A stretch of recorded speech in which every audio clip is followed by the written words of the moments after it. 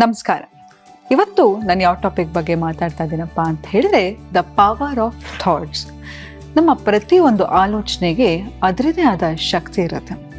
ನಾವು ಎಷ್ಟೋ ಸತಿ ಅನ್ಕೋತೀವಿ ನಾವು ಪಾಸಿಟಿವ್ ಆಗಿ ಯೋಚನೆ ಮಾಡೋಣ, ಒಳ್ಳೆಯದನ್ನ ಯೋಚನೆ ಮಾಡೋಣ ಅಂತ. ಆದರೆ ನಮ್ಮ ಮನಸ್ಸು ಎಲ್ಲಿಗೆ ಕರ್ಕೊಂಡು ಹೋಗುತ್ತೆ ಅಂತ ಹೇಳಿದ್ರೆ ಸದಾ ನಕಾರಾತ್ಮಕ ಆಲೋಚನೆಗಳನ್ನು ಮಾಡ್ತಾ ಇರ್ತೀವಿ. ಮನುಷ್ಯನ ಗುಣನೇ ಹಾಗೆ. ನಮ್ಗೆ ಎಷ್ಟೋ ಸತಿ ಎಲ್ಲ ಇರುತ್ತೆ, ಆದರೆ ನಮ್ಮ ಮನಸ್ಸು ಯಾವ ಕಡೆ ಹೋಗ್ತಾ ಇರುತ್ತಪ್ಪ ಅಂತ ಅಂದರೆ ನಮಗೆ ಏನು ಇರಲ್ವೋ ಅದ್ರ ಬಗ್ಗೆ ಹೆಚ್ಚಾಗಿ ಆಲೋಚನೆ ಮಾಡ್ತಾ ಇರ್ತೀವಿ. ಹೌದು, ಎಷ್ಟೇ ನೋಡಿ ಎಷ್ಟು ಸುಂದರವಾಗಿರೋ ಒಂದು ಜಾಗ ಇದ್ರೂ ಕೂಡ ಅಲ್ಲಿ ಏನಾದರೂ ಒಂದು ಊನ ಇದೆ ಅಥವಾ ಏನೋ ಒಂದು ಚೆನ್ನಾಗಿಲ್ಲ ಅಂತ ಹೇಳಿದ್ರೆ ತಕ್ಷಣ ನಮ್ಮ ಕಣ್ಣು ಅಲ್ಲಿಗೆ ಹೋಗುತ್ತೆ. ನಮ್ಮ ಬ್ರೈನ್ ಹೇಗೆ ಪ್ರೋಗ್ರಾಮ್ ಆಗಿರುತ್ತೆ ಅಂತ ಹೇಳಿದ್ರೆ ನಮ್ಮ ಹತ್ರ ಏನು ಇರಲ್ವೋ ಅದ್ರ ಬಗ್ಗೆ ನಾವು ಸದಾ ಯೋಚನೆ ಮಾಡ್ತಾ ಇರ್ತೀವಿ. ಆದರೆ ಒಂದು ಚಾಯ್ಸ್ ಇದೆ ನಮಗೆ. ಏನಪ್ಪ ಅಂತ ಹೇಳಿದ್ರೆ ಕೆಟ್ಟದನ್ನು ಆಲೋಚನೆ ಮಾಡೋತಕ್ಕಂಥ ನಮ್ಮ ಮೆದುಳು ಒಳ್ಳೆಯದನ್ನು ಕೂಡ ಆಲೋಚನೆ ಮಾಡ್ಬೋದು. ನಾವು ಸದಾ ಪಾಸಿಟಿವ್ ಆಗಿರ್ಬೋದು.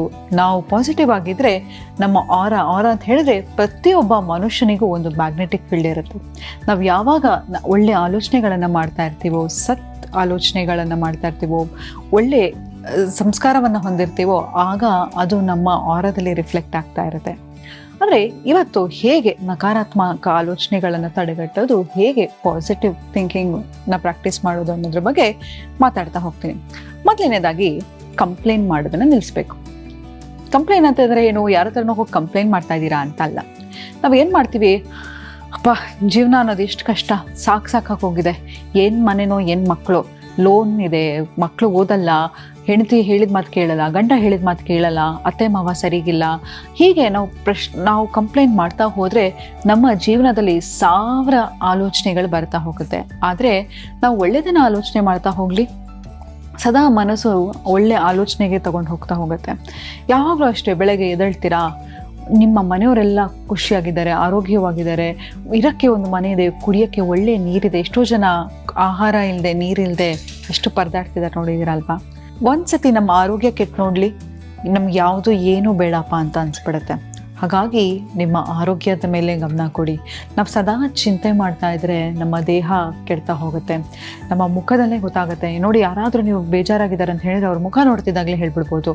ಅವ್ರ ಮುಖ ಸುಕ್ಕಟ್ಟದಾಗಿರ್ಬೋದು, ರಾತ್ರಿ ನಿದ್ದೆ ಮಾಡದೇ ಇರೋದಾಗಿರ್ಬೋದು, ಇದೆಲ್ಲವೂ ಕೂಡ ನಕಾರಾತ್ಮಕ ಆಲೋಚನೆಗಳಿಂದ ಬರ್ತಾ ಹೋಗುತ್ತೆ.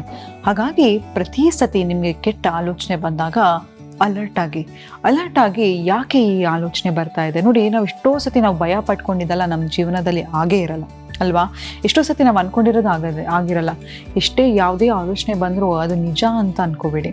ಯಾವಾಗಲೂ ಅಷ್ಟೇ, ನಿಮ್ಗೆ ಯಾವುದೇ ಥರ ಕೆಟ್ಟ ಆಲೋಚನೆಗಳು ಬಂದರೆ ತಕ್ಷಣ ಸೆಲ್ಫ್ ರಿಫ್ಲೆಕ್ಟ್ ಮಾಡ್ಕೊಳ್ಳಿ, ಇದು ನಿಜವಾಗ್ಲೂ ನನಗೆ ಹೌದಾ ಅನಿಸ್ತಿದೆಯಾ ಅಂತ. ಯಾಕಂತ ಹೇಳಿದ್ರೆ ನಾವು ಮಾಡ್ತಕ್ಕಂಥ ಆಲೋಚನೆಗಳು ಯಾವುದೂ ನಿಜವಾಗಿರಲ್ಲ. ಹಾಗಾಗಿ ಸೆಲ್ಫ್ ರಿಫ್ಲೆಕ್ಷನ್ ಅನ್ನೋದು ತುಂಬಾ ಮುಖ್ಯ. ಮತ್ತು ನೋಡಿ, ಅದನ್ನು ಹೇಳ್ತಾ ಇದೆ, ನಿಮಗೆ ಯಾವುದು ಒಳ್ಳೆಯದಿದೆ ನಿಮ್ಮ ಜೀವನದಲ್ಲಿ ಅದರ ಬಗ್ಗೆ ಯೋಚನೆ ಮಾಡ್ತಾ ಹೋಗಿ. ಯಾವುದು ಇಲ್ವೋ ಅದನ್ನು ಮರೀತಾ ಬನ್ನಿ. ಆದರೆ ಖುಷಿ ಕಂಡ್ಕೊಳ್ಳೋದು ಹೇಗೆ, ಕೆಟ್ಟ ಇನ್ಸಿಡೆಂಟಲ್ಲಿ ಕೂಡ ನಾವು ಲೈಫಲ್ಲಿ ಏನೂ ಸರಿ ಆಗ್ತಿಲ್ಲ ಅಂತ ಹೇಳಿದ್ರು ಆದರೂ ಅದರಲ್ಲಿ ಏನಾದರೂ ಒಂದು ಒಳ್ಳೆ ವಿಷಯಗಳಿರುತ್ತೆ, ಅದನ್ನು ನೆನೆಸ್ಕೊತಾ ಹೋಗಿ. ಹಾಗಾಗಿ ಜೀವನ ಅನ್ನೋದು ತುಂಬಾ ಚೆನ್ನಾಗಿರುತ್ತೆ. ಯಾವಾಗಲೂ ನಾವು ಕೆಟ್ಟದನ್ನು ಆಲೋಚನೆ ಮಾಡ್ತಾ ಇರೋದು, ಏನೋ ಆಗ್ಬಿಟ್ಟಿದೆ, ಏನೋ ಮಾಡಿಬಿಡ್ತಿದೆ ಅಂತ ಯೋಚನೆ ಮಾಡ್ತಾ ಹೋದರೆ ಕೆಟ್ಟದಾಗ್ತಾ ಹೋಗುತ್ತೆ. ಮತ್ತು ನೀವು ಪಾಸಿಟಿವ್ ಆಗಬೇಕು ಅಂತ ಹೇಳಿದ್ರೆ ಮೈಂಡ್ಫುಲ್ನೆಸ್ಸನ್ನು ಪ್ರಾಕ್ಟೀಸ್ ಮಾಡಿ. ಯಾವುದೇ ಒಂದು ಹಲ್ಲುಜ್ಬೇಕಾದ್ರೂ ಕೂಡ ಕಂಪ್ಲೀಟ್ ಅಟೆನ್ಷನ್ನ ಕೊಡೋದಾಗಿರ್ಬೋದು, ನಿಮ್ಮ ಸರೌಂಡಿಂಗ್ಸನ್ನು ಕ್ಲೀನಾಗಿಡೋದಾಗಿರ್ಬೋದು. ಬೆಳಗ್ಗೆ ಎದ್ದ ತಕ್ಷಣ ನಿಮ್ಮ ಬೆಡ್ಶೀಟನ್ನು ನೀವೇ ಮಡಚಿಡಿ. ಯಾಕೆ ಹೀಗೆ ಹೇಳ್ತಿದ್ದೀನಿ ಗೊತ್ತಾ, ಯಾವಾಗ ನೋಡಿ at the end of the day ನೀವು ತುಂಬ ದಣಿದು ಸುಸ್ತಾಗಿ ಮನೆಗೆ ಬಂದಾಗ ಏನಾಗುತ್ತೆ ಅಂತ ಹೇಳಿದ್ರೆ you look to sleep. At least ನಿಮ್ಗೆ ಇಡೀ ದಿನ ಏನೂ ನಿಮಗೆ ಆಗಿಲ್ಲ ಅಂತ ಹೇಳಿದ್ರು ಒಂದು ಸಣ್ಣ ಅಕಂಪ್ಲಿಷ್ಮೆಂಟ್, ನನ್ನ ಬೆಡ್ ಚೆನ್ನಾಗಿದೆ, ನನ್ನ ರೂಮ್ ಚೆನ್ನಾಗಿದೆ ಅಂತ ಹೇಳಿದರೆ ನಿಮ್ಮ ಮೂಡ್ ಇನ್ಸ್ಟೆಂಟಾಗಿ ಬೂಸ್ಟ್ ಆಗ್ತಾ ಹೋಗುತ್ತೆ. ನಾನು ಎಷ್ಟೊಂದು ಸಂಚಿಕೆಯಲ್ಲಿ ಹೇಳಿದ್ದೀನಿ, ಮನೆಯನ್ನು ಯಾಕೆ ಅಚ್ಚುಕಟ್ಟಾಗಿ ಇಟ್ಕೋಬೇಕು. The place where we live is an extension of our personality. ಹಾಗಾಗಿ ಹೇಗೆ ಆರ್ಗನೈಸ್ಡ್ ಆಗಿರೋದು, ಹೇಗೆ ಮನೆಯನ್ನು ಇಟ್ಕೊಳ್ಳೋದು, ಇದು ಎಲ್ಲದ್ರ ಬಗ್ಗೆ ನಾನು ಮಾತಾಡಿದ್ದೀನಿ.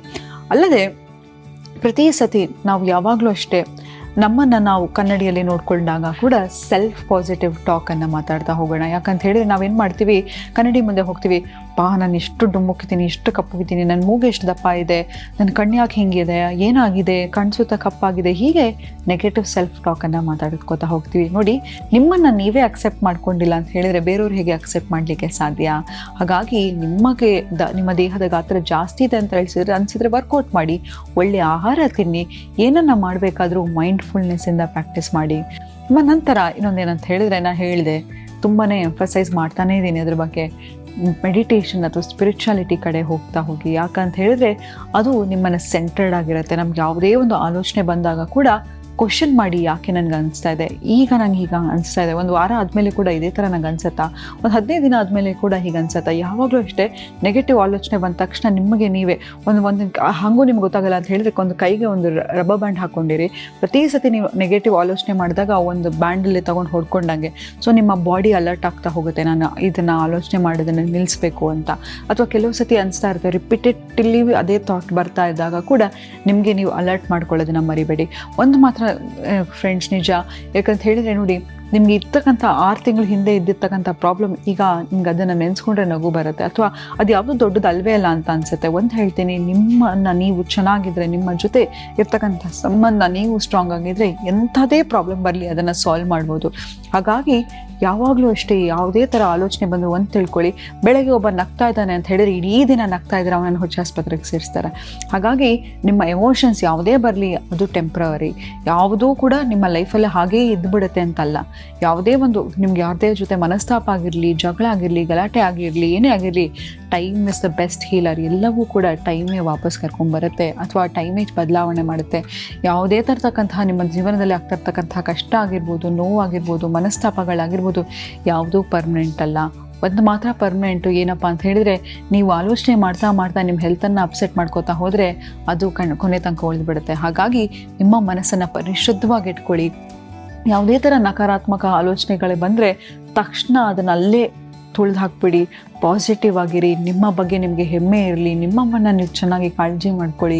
ನೀವು ಯಾವಾಗಲೇ ಅಷ್ಟೇ ಮನೇಲಿದ್ದರೂ ಕೂಡ ಅಚ್ಚುಕಟ್ಟಾಗಿರಿ, ಮನೇಲಿದ್ದಾಗ ಕೂಡ ಚೆನ್ನಾಗಿ ರೆಡಿಯಾಗಿರಿ. ಯಾವಾಗಂತ ಹೇಳಿದರೆ, ಪ್ರತಿ ಸತಿ ನಾವು ಕನ್ನಡಿ ಪಾಸ್ ಆದಾಗ ನಮ್ಮನ್ನು ನಾವು ನೋಡ್ಕೋತಾ ಇರ್ತೀವಿ. ನಾವು ಹೇಗೋ ಇರೋದು, ಕೂದಲು ಹೇಗೋ ಇರೋದು, ಹೇಗೋ ಈ ಬಟ್ಟೆ ಹಾಕಿದಾಗ ನಮ್ಮ ಬಗ್ಗೆ ನಮಗೆ ಅಸಡ್ಡೆ ಮೂಡ್ತಾ ಹೋಗುತ್ತೆ. ಹಾಗಾಗಿ ಹಾಗೆಲ್ಲ ಮಾಡಲಿಕ್ಕೆ ಹೋಗಬೇಡಿ. ಯಾವತ್ತೂ ಅಷ್ಟೇ, ಎಷ್ಟು ನಾವು ವೆಲ್ ಗ್ರೂಮ್ಡ್ ಆಗಿರ್ತೀವಿ, ಎಷ್ಟು ನಮ್ಮನ್ನು ನಾವು ಚೆನ್ನಾಗಿ ನೋಡ್ಕೋತೀವಿ, ಆಚೆ ಇರೋ ಜನ ಕೂಡ ನಮ್ಮನ್ನು ಹಾಗೆ ರೆಸ್ಪೆಕ್ಟ್ ಮಾಡ್ತಾರೆ ಅಂತ ಹೇಳ್ತಾ ಇವತ್ತಿನ ಸಂಚಿಕೆಯನ್ನು ನಾನು ಮುಕ್ತಾಯಗೊಳಿಸ್ತಿದ್ದೀನಿ. ಧನ್ಯವಾದಗಳು.